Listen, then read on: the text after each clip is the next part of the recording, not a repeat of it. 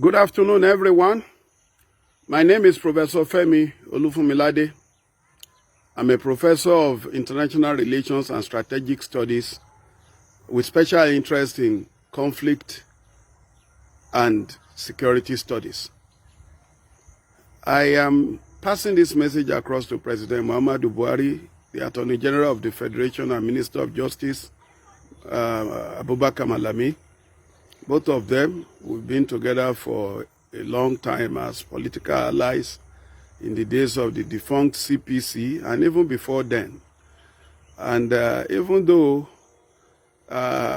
one is not part of those who can, take decision for the administration, one still feels that one should be able to intervene with pieces of advice when it is most needed.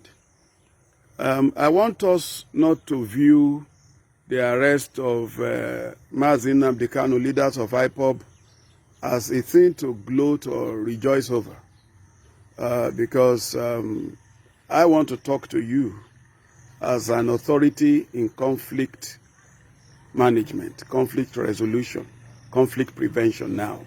And I'm putting on my cap of conflict prevention presently.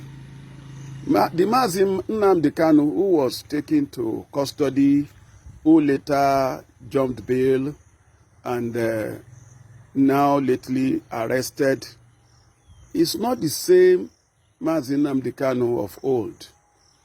The Mazim Nnamdi Kanu in custody right now is one who embodies the hopes and aspirations of thousands, if not millions, of Igbo youths who are ready to follow him to any length. And we have seen how he's been able to magnetize them to himself.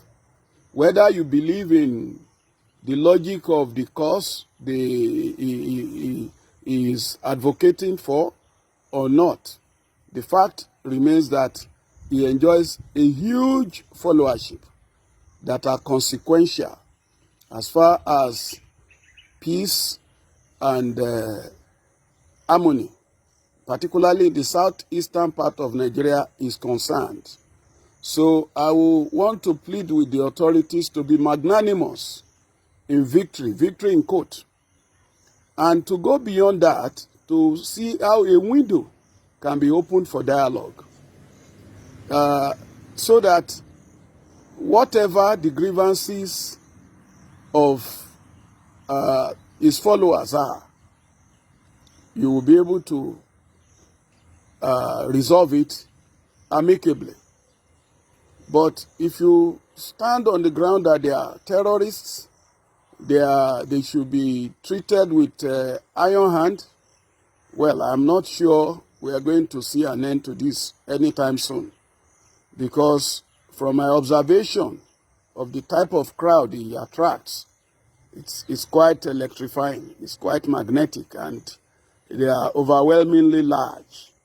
And I don't see them just running back into their cocoon now simply because he's been arrested.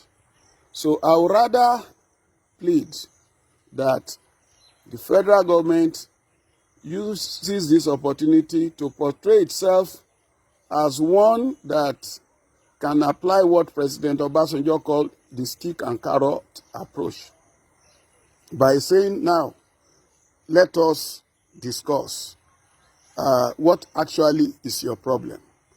I'm not talking of Nnamdi Kanu as a person. I'm talking about the collective of Igbo youths and Igbo senior citizens who are also quietly behind the scene in support of the agitation by the IPOB members.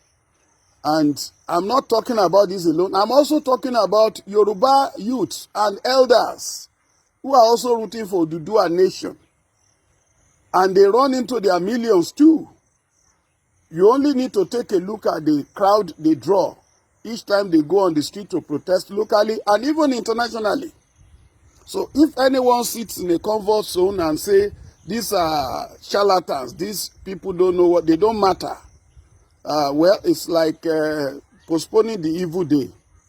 Because the caliber of Yoruba people that I have seen coming out to protest locally and internationally include professors, lawyers, engineers, top medical doctors, some of them first-rate medical consultants.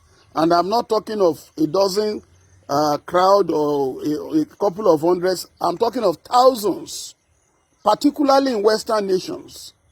So, President Muhammadu Buhari, this is the time for you to put any form of inhibition aside and open the door for dialogue. Don't let any of your aid, any of your assistants make this an occasion for passing across provocative messages on the social media. See what has happened to Nnamdi Kanu. You, his followers, you will see what will become of you. That will be terribly counterproductive. And I am not a soothsayer. I'm not a member of IPOB, but I'm a social scientist and an observer of trends in Nigeria. And I know that the crowd I see that these guys pull, this Nnamdi Kanu pull, some of them are highly educated, sophisticated. The idea that they are all, illiterate traders is not true. Some of them are highly placed people. So we should not allow this to produce another form of Boko Haram. You know, Mohammed Yusuf was arrested too, similarly. And we don't know what happened. The next thing was to produce his corpse. And then it was like the end of Boko Haram had come. And then before you knew what was happening, an Abubakar Shekau was upon us.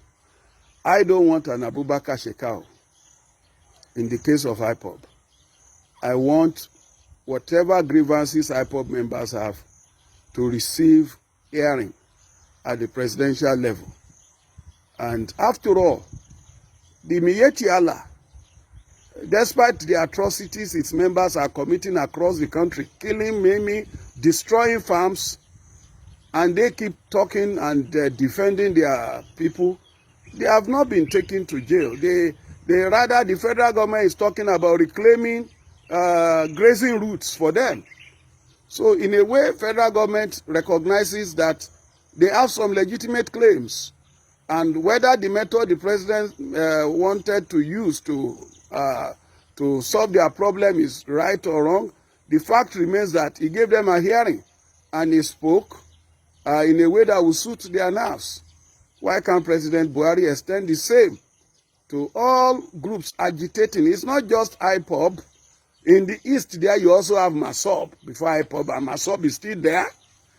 In Yoruba land, you have OPC and so many other groups that you don't even know exist. And then in the Middle Belt, the same thing. And the South, of course, you know of the Avengers, you know of the various groups there. So people are unhappy. A lot of people are dissatisfied. And it's not limited to Middle Belt and the South, even in the North. It's not everybody that is an establishment person. It's not everybody that is happy, even with the Buhari administration. It's not every Fulani that is happy. Why can't we have a national dialogue? President Buhari, a stitch in time saves 9. God bless every lover of peace and progress listening to this.